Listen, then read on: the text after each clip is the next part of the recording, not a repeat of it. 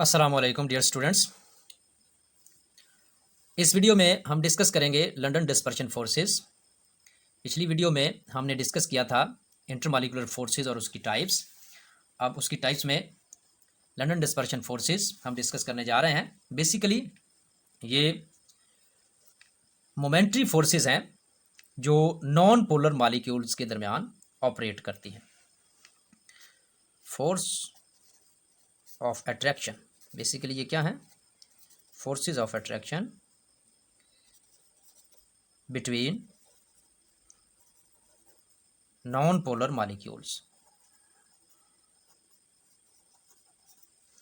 which becomes polar for an instant.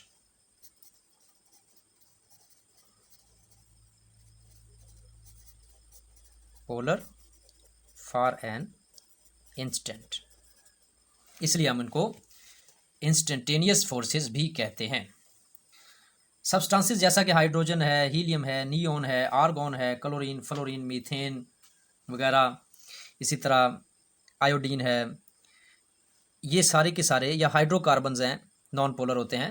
तो उनके अंदर जो बॉइलिंग पॉइंट हैं या थर्मोडायनामिक प्रॉपर्टीज़ हैं वो किस तरह से चेंज होती हैं, ये हमें समझाने में मदद करती हैं लंदन डिस्पर्शन फोर्सेस।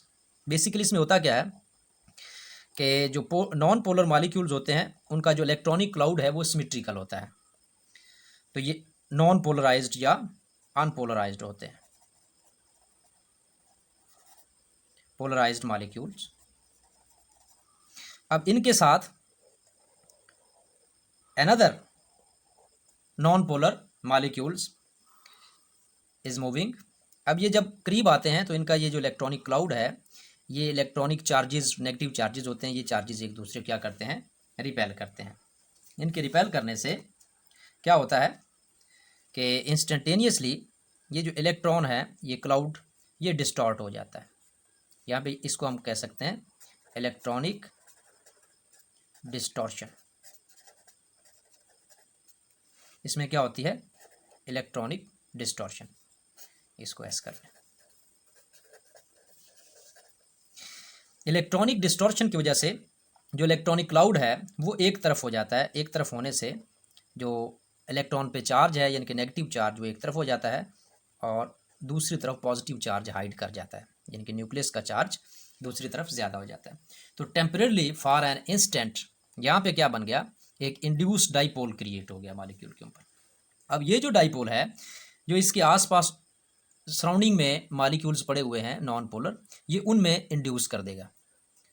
तो ओवरऑल फिर ये नेट एक फोर्स क्रिएट हो जाएगी जो इंस्टेंटेनियस फोर्स कहलाएगी।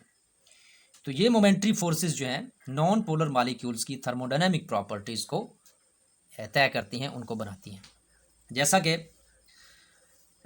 ये डिपेंड करती हैं कुछ फैक्टर्स के ऊपर, जैसा कि एटॉमिक साइज़ है या मॉलिक्यूलर साइज़ है, इसके अलावा पोलराइजेबिलिटी है, number of atoms in molecules हैं, या हम मैस नंबर्स कह सकते हैं, message of the molecules. Atomic 3 तरह की इसको हम फैक्टर्स को क्लासिफाई कर सकते हैं। एटॉमिक और molecular size, number 2 polarisability,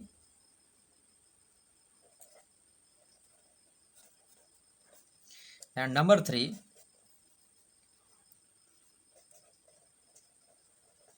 number of atoms in molecule. ये नंबर ऑफ एटम्स जो हैं ये मॉलिक्यूल्स का मैस भी बनाएंगे, यानी कि हम इसके मैस के ऊपर भी ये डिपेंड करेंगे।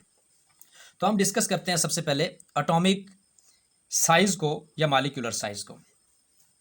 जैसा कि हमने इसको डिस्कस किया है कि ये पोलराइजेबिलिटी डिस्टॉर्शन की वजह से आती है। जो सिमेट्रिकल मॉलिक्यूल होता है वो उसके अंदर इंस्टेंटेनियसली एक फोर्स क्रिएट हो जाती है जिसको हम इंड्यूस्ड डाइपोल, इंस्टेंटेनियस डाइपोल कहते हैं। तो ये पोलराइजेबिलिटी इंक्रीज़ होती जाती है जैसे जैसे एटॉमिक साइज़ इंक्रीज़ करता जाता है।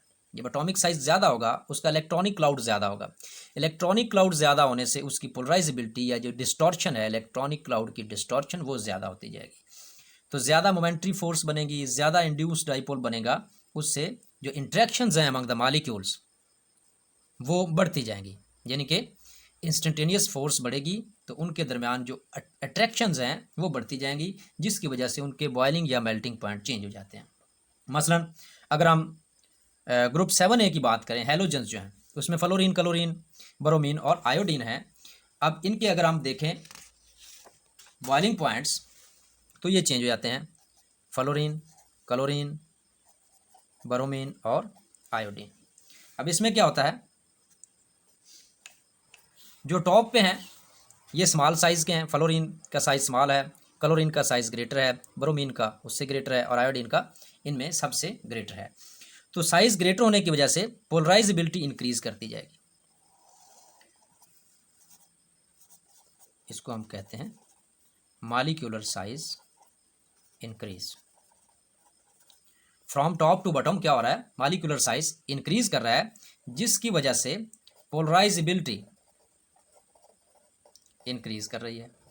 या हम इसको कह सकते हैं इलेक्ट्रॉनिक डिस्टॉर्शन ज़्यादा होती जाती है।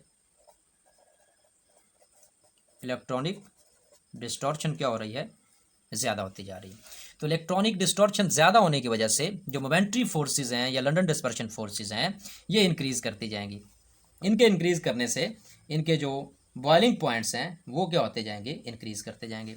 मसलन फ्लोरीन का जो बॉइलिंग पॉइंट है वो है -188.1, ठीक है, और आयोडीन का जो बॉइलिंग पॉइंट है वो है 184.4। ये क्या है, इनके बॉइलिंग पॉइंट्स। ये क्या कर रहे हैं, टॉप टू बॉटम इंक्रीज कर रहे हैं। मॉलिक्यूलर साइज इंक्रीज होने से इनका बॉइलिंग पॉइंट इंक्रीज हो रहा है। बॉइलिंग पॉइंट इंक्रीज होने की वजह क्या है कि इनकी इलेक्ट्रॉनिक डिस्टॉर्शन ग्रेटर होती जाती है। इलेक्ट्रॉनिक डिस्टॉर्शन ग्रेटर होने से इनके दरमियान जो इंस्टेंटेनियस फोर्सेज हैं या जो वांडर वाल फोर्सेज हैं ये क्या होती जाती हैं, इंक्रीज कर जाती हैं, जिससे इनकी थर्मोडायनामिक प्रॉपर्टी चेंज हो जाती है। थर्मोडायनामिकली ये स्टेबल होती जाती हैं। इनका जो बॉइलिंग पॉइंट इंक्रीज करता जाता है। यही वजह है कि फ्लोरीन का देखें -188 है और आयोडीन का +184.4 डिग्री सेल्सियस तक इसका टेम्परेचर इंक्रीज कर जाता है। अच्छा, अब हम चलते हैं इसकी दूसरी प्रॉपर्टीज़ की जानिब। दूसरी प्रॉपर्टी इसकी पोलराइजेबिलिटी। जैसे हमने डिस्कस किया, पोलराइजेबिलिटी क्या है कि जो इलेक्ट्रॉनिक क्लाउड है वो सिमेट्रिकल मॉलिक्यूल के एक तरफ रहता है, वो सिमेट्रिकल नहीं रहता, अनसिमेट्रिकल हो जाता है। तो इस फिनोमेना को हम पोलराइजेबिलिटी कहते हैं। The polarisability of an atom or molecule is a measure of ease with which electron charge density is distorted. Polarisability basically क्या है,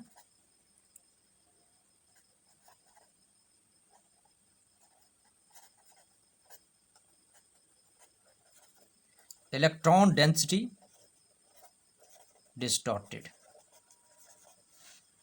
कब डिस्टॉर्टेड होती है, जैसे जैसे उसका साइज इंक्रीज करता जाता है या जैसे जैसे उसके अंदर नंबर ऑफ एटम्स ज़्यादा आते जाते हैं या उसका मैस इंक्रीज करता जाता है।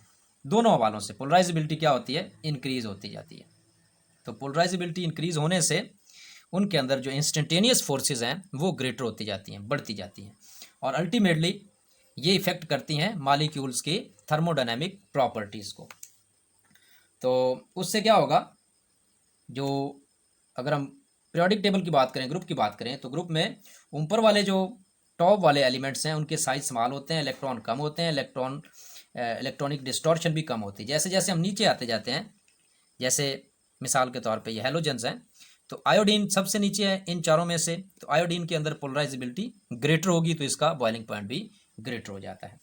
सिमिलरली इसकी जो लास्ट फैक्टर है जो इसको इफेक्ट करता है वो number of atoms in non polar molecules. जैसा कि हाइड्रोकार्बन्स में चेन आती हैं, ये जितनी लॉन्गर चेन होती जाएंगी उतनी ज़्यादा इनके अंदर इंस्टेंटेनियस फोर्सेस क्रिएट होती जाएंगी, ज़्यादा क्रिएट होती जाएंगी।